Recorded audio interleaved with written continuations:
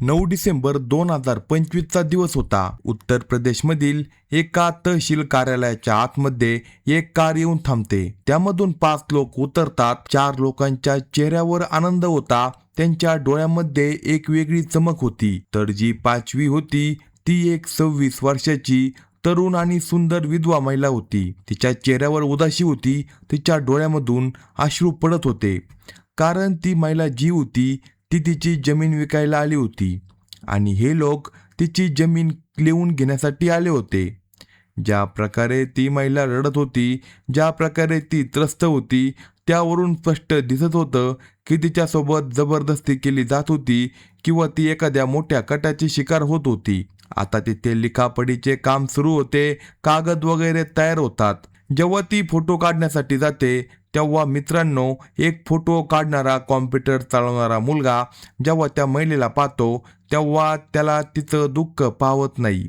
पण एका बाजूला ताकदवान लोक होते आणि दुसऱ्या बाजूला एक साधा कॉम्प्युटर चालवणारा फोटो काढणारा मुलगा होता. त्यानंतर पुढे एक भयंकर प्रकार घडतो जो ऐकून तुमच्या पायाखालची जमीन सरकेल. घटनेची सविस्तर माहिती आपण या व्हिडिओमध्ये पाहणार आहोत. जर तुम्ही चॅनलवर नवीन असाल तर कलम 302 या मराठी चॅनलला लगेच सबस्क्राईब करा. उत्तर प्रदेशच्या संत कबीरनगर जिल्ह्यातील एका तहसीलमध्ये ही घटना घडली होती. तहसीलदार कार्यालयामध्ये एक कार येऊन थांबते. त्या कारमधून 5 लोक उतरतात. एक मालक असतो, त्याचं नाव कन्हैयालाल असतं. त्याची बायको पूनम, एक जितनराम आणि एक ड्रायव्हर ज्याचं नाव सूरजभान असं असतं. यामध्ये जी पूनम होती तिच्या नावावर जमीन लिहिली जाणार होती. जो जितनराम आणि सूरजभान होते ते 2 साक्षीदार होते आणि जो कन्हैया होता तो पूनमचा नवरा होता. पण त्याच्यासोबत एक महिला उतरते जिचं नाव उर्मिला असतं. तिचं वय 26 वर्ष असतं. 26 वर्षाची ती खूप सुंदर महिला, पण दुर्दैवाने ती विधवा झाली होती. 2 वर्षापूर्वी तिच्या नवऱ्याचा मृत्यू झाला होता. तिच्या 2 एकर जमिनीचा येथे सौदा होणार होता आणि ती जमीन जी होती ती पूनम देवीच्या नावावर केली जाणार होती. जेव्हा ती येते आणि तहसीलदार कार्यालयामध्ये पाऊल ठेवते, कारमधून उतरते, तेव्हा ती मोठ्याने रडायला लागते. जे 4 लोक होते ते तिला खेटूनच उभे राहिले होते. ते एका वकिलाकडे येतात आणि वकिलासोबत बोलतात. ते कागदपत्रे लिहिण्याची तयारी करतात. सगळं काम सुरू होतं. पण त्यानंतर ते म्हणतात की जो लिहून घेणारा आहे, जे 2 साक्षीदार आहे आणि जी विकणारी महिला आहे, या चौघांचे 4-4 फोटो काढून घेऊन या. दोस्तांनो, काही वेळातच ते लोक फोटो काढण्यासाठी कॉम्प्युटरच्या दुकानात जातात. तिथे फोटोकॉपी होत होती आणि फोटो देखील काढले जात होते. तिथे खूप गर्दी होती. त्या दुकानाच्या मालकाचं नाव प्रेमसागर असं होतं. प्रेमसागरचं वय साधारणपणे 26-27 वर्ष होतं. वकिलाचा जो माणूस होता तो त्याला म्हणतो, अरे प्रेम, पटकन यांचे फोटो काढ रे. खूप थंडी पडली होती. पण जे बाकीचे लोक होते ते चांगल्या कपड्यामध्ये होते. तर जी उर्मिला होती, जी जमीन विकणार होती, तिने फक्त एक साडी घातली होती आणि एक स्कार्फ तिने कानावर बांधला होता, जेणेकरून थंडीपासून बचाव होईल. ती थंडीने थरथर कापत होती. जेव्हा हे लोक तिथे येतात आणि बसतात तेव्हा प्रेम म्हणतो, आता तुमचे फोटो काढतो, आणि त्यानंतर तो फोटो काढायला लागतो. सर्वात आधी पूनमचा फोटो काढतो, जी जमीन घेणार होती. ती हसत खेळत म्हणते, भैया फोटो चांगला यायला पाहिजे, कारण आयुष्यभर हा फोटो या कागदावर लागलेला राहील आणि मी त्याला पाहत राहीन. त्यामुळे फोटो चांगला आला पाहिजे. हे ऐकून सगळेजण हसू लागतात. प्रेम म्हणतो, नक्की चांगला फोटो येईल. तुम्ही इतक्या सुंदर आहात तर फोटो का नाही चांगला येणार.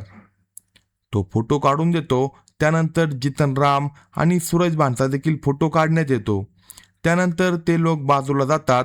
पण दोस्तांनो, शेवटी जेव्हा उर्मिलाचा फोटो काढायची वेळ येते आणि जेव्हा ती तिचं तोंड उघडते, कारण तिने चेहरा स्कार्फने बांधला होता, जेव्हा जसं प्रेम तिला पाहतो तसा तो आश्चर्यचकित होतो. म्हणतो, अरे तू इथे. ती त्याच्याकडे प्रश्नार्थक नजरेने पाहते. विचार करते, हा नेमका कोण आहे, हा मला कसं काय ओळखतोय. तो म्हणतो, तुझं नाव उर्मिला आहे का. ती म्हणते, हो, माझं नाव उर्मिला आहे. तो म्हणतो, माझं नाव प्रेमसागर आहे. मी 11वी-12वी मध्ये तुझ्यासोबत शिकत होतो. काही आठवतंय का. मग ती म्हणते, हो हो, तुम्ही प्रेमसागर का? तो म्हणतो, हो मीच. दोस्तांनो, जेव्हा तो 12वी शिकत होता तेव्हा खूप बारीक होता. आता तो थोडा हेल्दी झाला होता आणि त्याने चेहऱ्यावर दाढी वाढवली होती. त्यामुळे ती म्हणते, हो मी ओळखते. आणि त्यानंतर ती रडायला लागते. मग तो म्हणतो, तुला थंडी नाही वाटत का? तू काही घातलं का नाही? तुझाही फोटो काढायचा आहे का? ती म्हणते, हो माझाही फोटो काढायचा आहे. जशी ती कॅमेरा समोर उभी राहते, तिच्या डोळ्यातून अश्रू सतत पडत होते. तो म्हणतो, असं रडशील तर फोटो चांगला येणार नाही आणि हा फोटो मग मान्यताही होणार नाही. कुठे लावला तर काय झालंय शेवटी? तो तिला म्हणतो, जर असं तू रडशील तर फोटो चांगला येणार नाही आणि मग हा फोटो मान्य देखील होणार नाही. कुठेही लावला तर तुला काय झालंय असं रडायला? जी काही बोलत नव्हती, कारण तिला खूपच संकोच वाटत होता.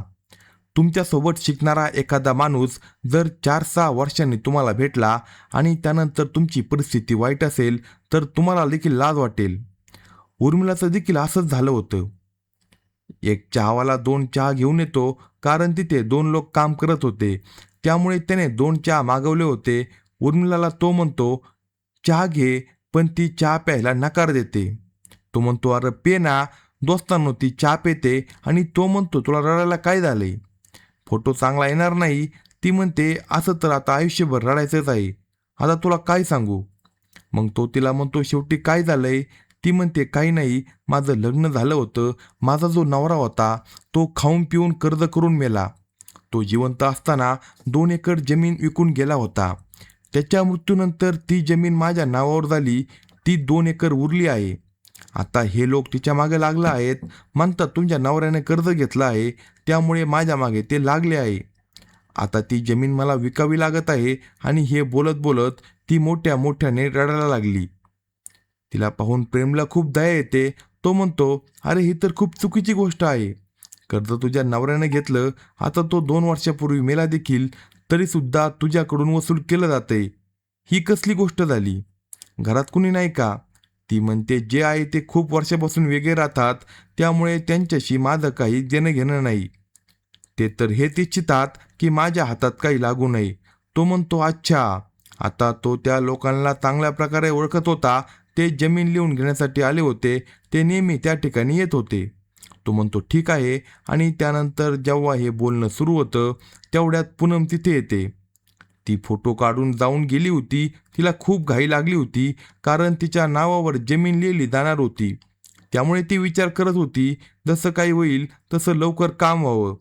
ती येते आणि म्हणते, अरे अजून किती वेळ लावताय? फोटो अजून का दिले नाही? अजून यांचा फोटो काढला नाही का? तो म्हणतो, अरे मी विचार करत होतो मॅडम, एवढी थंडी आहे, तुम्ही पुन्हा पुन्हा ये जा कराल, त्यामुळे फोटो काढून सगळ्यांचे देतो. ती म्हणते, 4 पावलावर तर आहे, एवढं काय जातंय? आणि तिकडे याचं काम आहे, बोलावलं जातंय, तुम्ही यांना इथे बसून ठेवलं आहे. तो म्हणतो, अरे होईल मॅडम, 2 मिनिटातच गोष्ट आहे, आत्ताच पाठवतो, तुम्ही जा. ती म्हणते, नाही, मी स्वतः घेऊन जाईन. ती उर्मिलाला तिथून पाठवून देते आणि त्यानंतर तो फोटो बनवून लिफाफ्यामध्ये पॅक करून पूनमला देतो. पूनम तिथे जाते, पण अर्ध्या तासानंतर ती चिडून परत येते आणि म्हणते, तुझं डोकं फिरलंय का? प्रेम म्हणतो, काय झालं? ती म्हणते, तिचे फोटो तू 2च का दिले? तो म्हणतो, मॅडम मी 4 फोटो दिले होते, तुम्ही नीट पहा. ती म्हणते, यातच तर 2च फोटो आहे. तो म्हणतो, काही हरकत नाही, तुम्ही घाई करत होता, त्यामुळे कदाचित मी विसरलो असेल, आत्ता लगेच काढून देतो. पण मग तो म्हणतो, मी कॉम्प्युटरमधून फोटो डिलीट केला, कारण त्यानंतर अजून 3-4 लोकांचे फोटो काढले गेले. एक काम करा, त्यांना पुन्हा एकदा पाठवा. काळजी करू नका, फक्त 2 मिनिटं लागतील. दोस्तांनो, अशा प्रकारे त्याचं डोकं काम करतं आणि पूनम त्याला 4 गोष्टी सुनावून तिथून निघून जाते. त्यानंतर उर्मिलाला पुन्हा त्याच्याकडे पाठवलं जातं.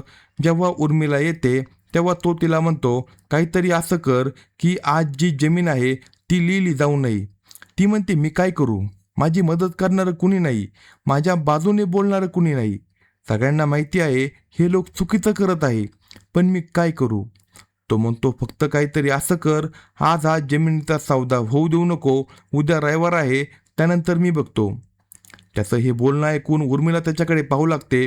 प्रेम तिला म्हणतो, तू काळजी करू नको, तू माझ्यासोबत शिकली आहे, त्यामुळे माझ्यावर थोडा विश्वास ठेव. माझ्याकडून काही शक्य असेल तर मी तुझी मदत करू शकतो. आणि फक्त एवढंच कर, आज ही जमीन कोणत्याही परिस्थितीत लिहून देऊ नको. तो तिचे फोटो बनवून देतो.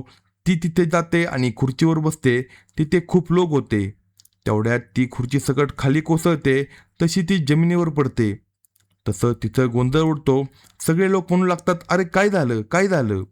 काही लोक म्हणतात, अरे एवढ्या थंडीमध्ये महिला थरथर कापत होती. मी कित्येक वेळापासून पाहतोय. तिला थंडी लागली असेल. आता पुन्हा म्हणते, अरे आता जमीन कशी लिहिली जाईल? पण जे वकील साहेब होते ते म्हणतात, अरे तुला फक्त जमिनीचीच पडली आहे का? आधी त्या बिचारीचा जीव वाचवा. तिचा जीव वाचेल तेव्हाच ना तू जमीन घेशील. तिला आधी कुठेतरी हॉस्पिटलमध्ये घेऊन जा. आणि त्यानंतर मित्रांनो, ते लोक त्याच गाडीतून तिला घाईघाईने हॉस्पिटलमध्ये घेऊन जातात. बाजूला जिल्हा रुग्णालय होतं. तिथे डॉक्टर काही प्राथमिक उपचार करतात, कारण तसं काही गंभीर नव्हतं. आणि उपचार केल्यानंतर तिला सोडून देतात. पण तोपर्यंत इतका वेळ निघून गेलेला होता की त्या दिवशी त्यांचं काम होऊ शकत नाही. आणि जसा त्यांनी विचार केला होता तशी जमिनीची रजिस्ट्री त्या दिवशी होऊ शकत नाही. आणि मग हे लोक परत घरी येतात. उर्मिला जी होती ती तिच्या नवऱ्याच्या मृत्यूनंतर तिच्या माहेरीच राहत होती, तिच्या आईवडिलांसोबत. त्यामुळे ती एखाद्या सवारी पकडून माहेरी जाते. आणि हे ठरलं की आता सोमवारला हे काम होईल.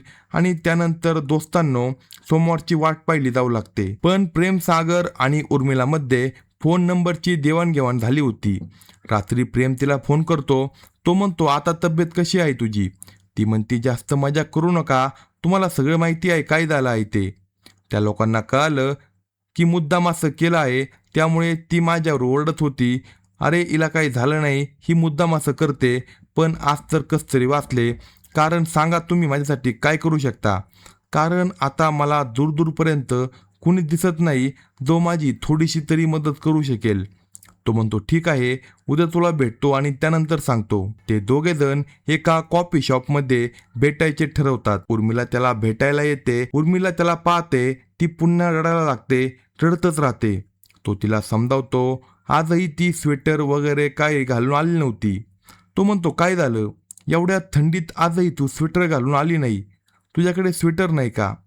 हे ऐकतात ती संकोचते. ती म्हणते, माझ्याकडे स्वेटर आहे, पण बाहेर घालून येण्यासारखा नाही. घरात मी घालते. तो म्हणतो, अच्छा. आणि त्यानंतर तो तिला तिथे स्वेटर आणून देतो, शाल आणून देतो. तिच्या आईसाठी देखील एक शाल आणून देतो. आणि ती तिथे घालते, शाल पांघरते. तो म्हणतो, आता तू छान दिसते. त्यानंतर प्रेम तिच्याबद्दल विचारू लागतो, 12वी नंतर काय केलं, काय नाही केलं, कसं काय झालं? ती म्हणती, काही नाही, 12वीपर्यंत शिक्षण घेतलं. त्यानंतर 2-3 वर्ष घरी बसून राहिले. मग माझ्या वडिलांनी माझं लग्न करून दिलं.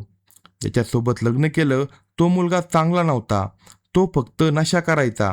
आणि याच कारणामुळे त्याच्या आईवडिलांनी त्याला आधीपासूनच वेगळं केलं होतं. त्याच्या नावावर जी जमीन होती ती सगळी तो विकत होता. त्याच्या मृत्यूनंतर 2 वर्ष झाली आहे. ती जमीन माझ्या नावावर नव्हती. तीही त्या लोकांनी माझ्या नावावर करून घेतली, जेणेकरून त्यांना ती घेणं सोपं जाईल. आणि मग त्यानंतर त्यांनी सांगितलं की तुझ्या नवऱ्याने इतकं कर्ज घेतलं आहे, त्याच्या बदल्यात आम्हाला जमीन दे, बस एवढीच गोष्ट आहे. आणि माझ्या पुढे मागे कोणी नाही. तो म्हणतो, ठीक आहे, आता तू तुझा फोन नंबर बंद करून टाक आणि त्यानंतर कुठेतरी गायब हो. ती म्हणती, ते लोक खूप ताकदवान आहे. ते खूप धमके देतात आणि माझ्या माहेरी येतात. माझ्या आईवडिलांना देखील उलटसुलट बोलतात, कारण त्यांना माहीत आहे की मी सासरी राहत नाही, माहेरी राहते.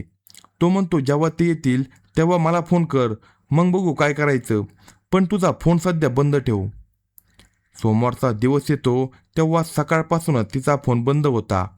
हे लोक वाट पाहत पाहत शेवटी गाडी घेऊन तिच्या घरी पोहोचतात आणि तिच्या आईवडिलांना विचारतात, तुमची मुलगी कुठे आहे? सकाळपासून तिचा फोन बंद जातोय. ते लोक म्हणतात, साहेब ती तर तहसील कार्यालयामध्ये गेली होती. त्या दिवशी तिचं काम झालं नव्हतं, तर आज होईल, त्यामुळे ती गेली आहे. ते लोक म्हणतात, अच्छा. आणि त्यानंतर ते तहसील कार्यालयामध्ये निघून जातात. इकडे उर्मिला दुसऱ्या फोनवरून प्रेमला फोन करून सांगते, ते लोक आले होते, मला आता खूप भीती वाटत आहे की ते पोलीस घेऊन येतील. ती म्हणती, हे लोक आता तहसीलवरून परत येतील आणि माझ्या घरी मला सापडणार नाही. तो म्हणतो, ठीक आहे, मी एका मुलाला पाठवतो आणि तू त्याच्यासोबत बाईकवर बसून इकडे ये. ती म्हणती, कुठे येऊ? तो म्हणतो सरळ माझ्या घरी ये, तिथे माझे आई वडील आहे, त्यानंतर काय करायचं ते मी पुढे सांगतो. तो एका मुलाला पाठवतो. त्यानंतर तो मुलगा तिला बाईकवर बसून त्याच्या घरी घेऊन जातो. त्याचं घर तिथून 10 किलोमीटर दूर होतं. तिथे सोडल्यानंतर हे लोक दिवसभर तहसीलमध्ये तिला शोधत राहतात की ती इथे आली होती तर नेमकी गेली कुठं. तहसीलचा कोपरा कोपरा ते शोधून काढतात. 1-2 किलोमीटर आसपास देखील शोधतात. एखाद्या दुकानात बसली असेल तर तिथेही पाहतात, पण ती मात्र त्यांना कुठेही सापडत नाही. आणि हे सगळं जो प्रेम होता तो त्याच्या कॉम्प्युटरच्या दुकानातून समजून घेत होता. संध्याकाळी ते लोक घरी जातात. प्रेम देखील संध्याकाळी घरी जातो, पण तो आता स्वतः देखील खूप घाबरलेला असतो. त्याला वाटतं त्या लोकांना जर समजलं हे सगळं मिस करत आहे, ते लोक त्याच्यावर कारवाई तर करणार नाही ना. त्यामुळे तो त्याच्या आईला म्हणतो, आई हिला घेऊन तू मामाच्या घरी जा. आणि तो तिला मामाच्या घरी पाठवून देतो. तिथून 50 ते 60 किलोमीटर दूर त्या मामाचं घर होतं. तो म्हणतो आता तिथपर्यंत कोणी पोचणार नाही, कोणालाही संशय येणार नाही. त्यानंतर हे लोक शांत बसणारे नव्हते. त्यांनी त्याला सगळ्या नातेवाईकांकडे शोधलं, पण ती कुठे सापडली नाही. हळूहळू 2 महिन्यांचा वेळ निघून गेला. 2 महिन्यानंतर जेव्हा प्रकरण शांत झालं तेव्हा त्या लोकांना वाटलं की कदाचित ती कोणासोबत तरी पळून गेली असेल किंवा काहीतरी वेगळं झालं असेल. त्यांनी कोणतीही पोलीस कारवाई केली नाही, कारण ते काही चांगल्या कामासाठी आले नव्हते. ते तिची जमीन बळकावू इच्छित होते. तिच्या नवऱ्याला काही पैसे दिले होते आणि त्याचं देखील निधन झालं होतं. त्यामुळे ते लोक स्वतःच्या पातळीवर शोधत राहिले आणि नंतर शांत बसले. जेव्हा कधी येईल तेव्हा आपण तिला पाहून घेऊ. 2 महिन्यानंतर एक दिवस अचानक प्रेमच्या कॉम्प्युटरच्या दुकानात उर्मिला बसली होती. ती तिथे काम करत होती. पण दोस्तांनो, काही तासातच त्या वकील साहेबांना कळालं, अरे जी महिला तुम्ही शोधत होता ती तर प्रेमच्या दुकानात काम करत आहे. ते तिथे येतात आणि म्हणतात, अरे तू इथे काम करते काय? अरे तू इथे काम करते का? आणि त्या लोकांना मूर्ख बनवलं. जेव्हा जमीन द्यायची होती तर एवढं नाटक कशाला केलं? तो उलट सुलट बोलायला लागतो, तुला किती दिवसापासून शोधत आहे, जर तू सापडली तर तुझ्यासोबत काय करू? आणि जेव्हा जमीन द्यायची नव्हती तर कर्ज का घेतलं? आता हे सगळं ऐकताना जो प्रेम होता तो फक्त त्याच्याकडे पाहत होता. तो काय बोलतो? प्रेम म्हणतो, वकील साहेब तुम्ही असं बोलताय जणू काही कर्ज हिने तुमच्याकडून घेतलं आहे. तुम्हाला कसं माहिती की 10 लाखाचं कर्ज घेतलं होतं? किती घेतलं होतं? हिने फसवली की ते लोक हिला फसवत आहे. तेव्हा वकील साहेब म्हणतो, अच्छा बेटा, म्हणजे तू मला मूर्ख समजतो, म्हणजे तू इथं सपोर्ट करतो. तो म्हणतो, हो नक्कीच, जर कोणासोबत चुकीचं होत असेल तर मी त्याचा सपोर्ट करणार. त्याच्या या गोष्टीवर वकील चिडतो. तो म्हणतो, तुला माहीत आहे का ते लोक कोण आहे? तिच्यासोबत जे करतील ते करतील, पण तू तुझ्या पोटावर लाथ का मारतो? तो म्हणतो, माझ्या पोटावर कुणी लाथ मारू शकत नाही. तुम्ही तुमचं पोट बघा. आणि त्यानंतर ते तिथून निघून जातात. पण लगेचच तो फोन लावतो, अरे जी महिला आहे ती उर्मिला, ती प्रेमच्या कॉम्प्युटरच्या दुकानात बसली आहे. त्यानंतर 2 तासाच्या आतच ते 10 लोक गाड्यांमध्ये भरून तिथे येतात, ज्यामध्ये 3-4 महिला देखील होत्या. येताच त्या दुकानात घुसून उर्मिलाला ओढण्याचा प्रयत्न करू लागतात. तिला जबरदस्तीने खेचण्याचा प्रयत्न करतात. पण जो प्रेम होता तो मध्ये उभा राहतो आणि 112 नंबरवर कॉल करून पोलिसांना बोलवतो. पोलीस लगेच येतात, कारण तहसीलचं प्रकरण होतं. त्यानंतर जेव्हा पोलीस येतात तेव्हा ते सगळ्या लोकांना तिथून थेट पोलीस स्टेशनला घेऊन येतात. तिथे त्यांची कसून चौकशी सुरू होते. चौकशीमध्ये जेव्हा ते लोक म्हणतात की हिच्या नवऱ्याने आमच्याकडून कर्ज घेतलं आहे, बघा इथे असं तसं लिहिलं आहे आणि खाली सही देखील केली आहे. जेवढे पैसे घेतले होते ते सगळे यात लिहिले आहे आणि एवढ्या व्याजदराने पैसे घेतले होते. एकूण मिळून आता 78 लाख रुपये होतात. आणि त्याने यात हेही वचन दिलं की मी याच्या बदल्यात माझी जमीन देईल. तिथले पोलीसही थोडे प्रामाणिकपणा दाखवतात. ती म्हणते, जेव्हा तुम्ही पैसे देत होता तेव्हा विचारलं होतं का पैसे कशासाठी घेतोय, कोणता व्यवसाय करतोय, कोणत्या कामासाठी पैसे घेतोय? ते लोक म्हणतात, त्याची मर्जी, तो पैसे कुठेही वापरो, आम्हाला काय, आम्हाला फक्त पैसे परत मिळण्याशी मतलब होता. तेव्हा पोलीस म्हणतात, जेव्हा देण्याशी मतलब होता तेव्हा त्याच्याकडून घेण्याशी मतलब ठेवायला हवा होता. आता तो माणूस मेला आहे, मग हिच्या मागे का लागला आहात? ते म्हणतात, कारण जमिनीच्या नावावर आहे, त्याने जमीन देण्याचं वचन दिलं होतं. साहेब, आम्ही धावपळ करून जमिनीच्या नावावर करून घेतली, नाहीतर तिच्या नावावर जमीन झाली नसती. तेव्हा पोलीस म्हणतात, म्हणजे स्वतःच्या स्वार्थासाठी तुम्ही जमिनीच्या नावावर केली, जेणेकरून ती तुम्हाला तुमच्या नावावर करून घेता येईल. एवढी खोल तुमची योजना होती का? आता इथून काही निकाल लागणार नाही. फिलहाल निर्णय हिच्या बाजूने आहे, कारण तुम्ही लोक हिच्यासोबत अन्याय करत आहात आणि या सह्या खऱ्या आहे की बनावट याची फॉरेन्सिक तपासणी होईल, तेव्हा समजेल. त्यानंतर ते लोक खूप घाबरले होते. त्यांनी लोकांकडून फोन वगैरे करून घेतले, पण तिथे त्यांचं काही चाललं नाही. पोलीस म्हणतात, हे कोर्टाचं प्रकरण आहे, कोर्टात जाऊन सोडवा. पण ते लोक म्हणतात, हिला विचारा, ही 2 महिने कुठं होती, कोणासोबत पळून गेली होती, आम्हाला का मूर्ख बनवलं. पोलीसवाले विचारतात, हो सांग, तू नेमकी कुठे होती. उर्मिला काही बोलू शकत नाही. मग प्रेमला विचारतात, अरे तू सांग, तू हिचा सपोर्ट करतो, हिच्या बाजूने तूच आला आहे, बाकी कुणी आलं नाही, त्यांच्या बाजूने इतके लोक आले, मग तू सांग शेवटी ही कुठे होती. तो म्हणतो, साहेब, हिने कुठेतरी लग्न केलं होतं. ते म्हणतात, लग्न केलं होतं कुणासोबत. तेव्हा प्रेम म्हणतो, त्याचा या केससोबत काही संबंध नाही की हिने कुणासोबत लग्न केलं. ते म्हणतात, ठीक आहे, जर लग्न केलं असेल तर लग्नाच्या शुभेच्छा, जिथे राहा तिथे सुखी राहा, पण आता हे प्रकरण कोर्टात जाईल, तिथेच निकाल लागेल, आम्ही लोक काही करू शकत नाही. त्यानंतर शेवटी ते लोक तिथून निघून जातात. उर्मिला त्याला विचारते, इतकं मोठं खोटं का बोलला, मी कुठं लग्न केलं, कुणासोबत केलं. दोस्तांनो, जेव्हा ती 2 महिने त्याच्या मामाच्या घरी राहिली होती, तेव्हा ती खूप चांगल्या प्रकारे राहत होती. घरचं काम वगैरे सगळं करत होती, त्याच्या आईची सेवा करत होती आणि त्याच्या मामाच्या घरच्यांना वाटलं की ही प्रेमची बायको आहे आणि तो तिला कुठून तरी पळवून आणलं आहे, म्हणजे प्रेम प्रकरण वगैरे काहीतरी आहे. त्यामुळे ते लोक तिला सून समजून सन्मान देत होते. अशा प्रकारे प्रेम म्हणतो, जर लग्न केलं नसेल तर आता कर. ती म्हणते, माझ्यासारख्या स्त्रीशी कोण लग्न करेल.